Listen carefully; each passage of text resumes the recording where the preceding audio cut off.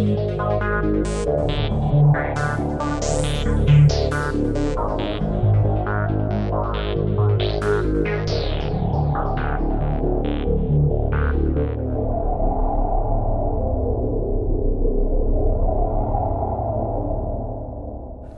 everyone, and welcome to a brief but very special minisode of The Trail Went Cold. I'm your host Robin Warder, and I am pleased to say that we have reached a very special moment for our podcast, because for the first time, the trail on one of our cases has no longer gone cold.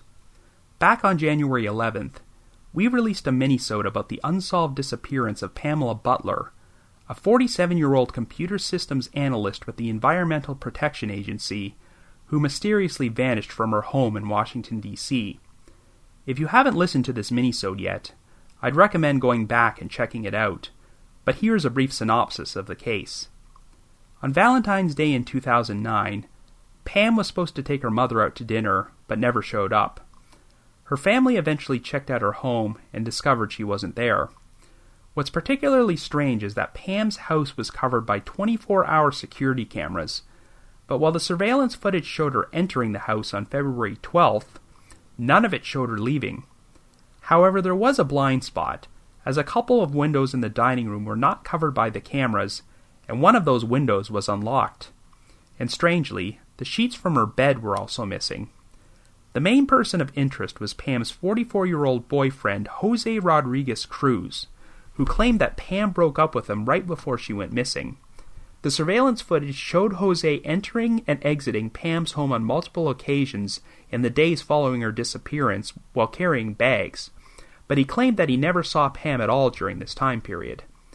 Pam's family always believed that Jose knew more than he was telling, but he maintained his innocence, and there was no hard evidence that a crime had been committed. Well, if this was an episode of Unsolved Mysteries, this is the moment when the late great Robert Stack would have uttered the word, update. On April 8, 2017, less than 3 months after we released our minisode about this case, it was announced that Jose Rodriguez Cruz was arrested and charged with the first-degree murder of Pamela Butler. There are many key details which have yet to be released publicly, but here's what we know so far. And believe it or not, this story has become a lot crazier than anyone could have anticipated. Just 2 months ago, a new detective, a 28-year-old veteran named Michael Fulton, was assigned to the case. This past summer, Pam's family was able to have her legally declared dead, and while her body has still not been found, Fulton has uncovered a lot of incriminating information from Jose's past, which compelled the police to finally make an arrest. In the previous minisode, I mentioned that Jose had a prior police record for domestic violence against an ex-girlfriend, but he was never formally charged with any crime and never served any jail time. Well, a lot more details have been released, and it sounds like this barely even scratches the surface of what a violent monster this guy is. It turns out that Jose has a pretty extensive and terrifying history of domestic violence against multiple women. He has 2 prior marriages, and his second wife told authorities that he frequently assaulted her. Jose's first wife was 26-year-old Marta Heidi Rodriguez, but the most shocking new revelation in this case is that she has also gone missing. In 1989, Jose and Marta were estranged, and she was living with a roommate in Arlington, Virginia. On March 29th, Jose confronted Marta outside her home, and the two of them got into a struggle, before Jose attempted to force Marta into his car and abduct her. A police officer just happened to be in the area to witness this, so he intervened. Jose was arrested, charged with abduction, and released on a $25,000 bond. However, the case against Jose was dismissed when Marta failed to show up in court to testify on May 18th. 1 week later, Marta was reported missing by her roommate. The last time Marta was seen alive, she was walking toward a bus stop outside St. Elizabeth's Hospital in Washington, D.C., where she worked as a nurse's aide. Well, here's where the story gets truly insane. There were no leads on this case at all until October of 2000, when investigators received a report that Marta was alive and living in Miami-Dade County, Florida. The local authorities went to check this woman out, confirmed she was Marta Heidi Rodriguez, and her missing persons investigation was closed. Well, guess what? It turns out that Marta was actually the sister of Jose's second wife. Jose had provided this woman with enough crucial information about Marta that she was able to start living under Marta's identity. Wow. I have no idea why she would agree to do something like that, but given Jose's violent history, maybe she did it out of fear. But whatever her reasons, the ruse worked. Marta's case was forgotten about for 16 years, and the investigation into her disappearance has recently been reopened. So it looks like Jose is now the prime suspect in yet another unsolved missing persons case. Anyway, Jose made his first appearance in court on April 10th, where prosecutor Deborah Symes painted him as a very jealous man who had an extensive history of violence towards women. In a previous domestic abuse case, Jose had allegedly told a police officer, "I'd rather see her dead than with someone else." So the state believes that Jose probably snapped and killed Pam when she attempted to break up with him. Jose's public defender, Judith Pipe, claims that there is no evidence that her client committed a crime, or that Pamela Butler is even dead. Nonetheless, the court was convinced by the state's assertion that Jose was a danger to the community, so bail was denied. Without a body, the state's case against Jose will be very circumstantial and rely heavily on revelations about his past history of domestic violence. There are some witnesses who seem to have incriminating information about Jose, but were afraid to come forward until recently. One of these witnesses told police that 22 years ago, they found a letter in which Jose had written, "I, Jose Angel Rodriguez Cruz, am responsible for Marta's disappearance." This witness returned the letter to Jose and never saw it again. Another witness now claims that on the weekend of Pam's disappearance, Jose gave them a gun to hold for him. A friend of Jose's claimed they once heard him say, "It's easy to get rid of a body. If you dig a hole deep enough, no one will find it." There are apparently multiple people, including Jose's second wife, who have heard him talk about his ability to hide a body. There's very little physical evidence, but during the original investigation, a cadaver dog seemed to detect the scent of a decaying body in the rear passenger seat and trunk of Jose's car, and it also detected the scent in the washer-dryer area of Pam's home.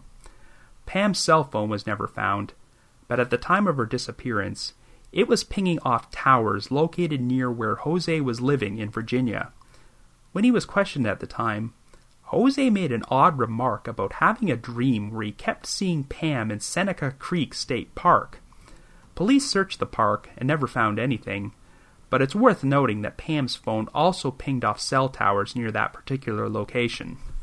Jose's preliminary hearing took place on April 24th, and some truly harrowing details were released about the domestic violence incident involving him and one of his former girlfriends. On January 9th, 2004, Jose allegedly duct-taped this woman's wrists, held a gun to her head, put a pillow over her face, and repeatedly sexually assaulted her. He then said, "I could kill you tomorrow, and no one would ever find your body. I can make your body disappear." If that wasn't enough, the victim's 3-year-old daughter was in the apartment while all this took place, and Jose kept the woman at bay by threatening to assault her daughter as well. While Jose was sleeping, the woman grabbed a knife and attempted to escape with her daughter.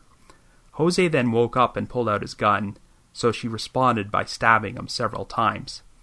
The police soon got involved, but unfortunately, because this woman spoke very little English and had trouble describing what actually happened to her, she was the one who initially got arrested and charged with assault. So it sounds like that's the main reason why Jose was never charged with anything in connection to this incident. Some other new pieces of info were released during this hearing.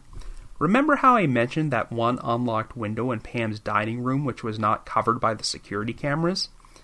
Well, it turns out police found a piece of black plastic trash bag which had become torn off on the ledge. It's previously been established that Jose was carrying bags during the times the surveillance footage captured him entering and exiting Pam's home after she went missing. Well, it's now been revealed that he was also seen carrying a white bucket containing cleaning supplies. However, there's one part which confuses me. as most of the sources state that Jose visited Pam's home 3 times in the days following her disappearance. Yet a recent article I read from Fox 5 DC states that Jose visited her home 43 times. That doesn't sound quite right, so I have to wonder if it's just a typo or something. Anyway, Jose will remain in jail until his next hearing on July 28th. Investigators are currently working on strengthening their case against him, but I'm not sure there will be any more big developments until the hearing. At the moment, the case against Jose is very circumstantial, and if Pamela's remains are not found, this will mark the first time since 2010 that prosecutors in Washington, D.C. will attempt to try a murder case without a body. I'm a big proponent of the concept of innocent until proven guilty, but man, these recent revelations paint a pretty awful picture of Jose Rodriguez Cruz. I never knew he had such a tumultuous history, and if even a small fraction of the things they've alleged about him are true, then he is an absolute monster who deserves to be off the streets, and it's a real tragedy that Pam crossed paths with this guy. I also hope that investigators can uncover the truth about what happened to Jose's first wife, Marta Haydee Rodriguez. The odds against a completely innocent man having 2 different spouses vanish without a trace are pretty astronomical. It sounds like Pamela Butler's family have come to terms with the fact that they're never going to see her again, but I am glad they are finally receiving closure. Pam's brother Derek has been such a tireless advocate for her case, and I'm really glad that her 85-year-old mother, Thelma, is receiving answers, as she was always fearful that she would not live long enough to learn the truth about what happened to her daughter. So the Trail Went Cold sends out their deepest sympathies to Pamela Butler's family and friends, and we sincerely hope they find peace.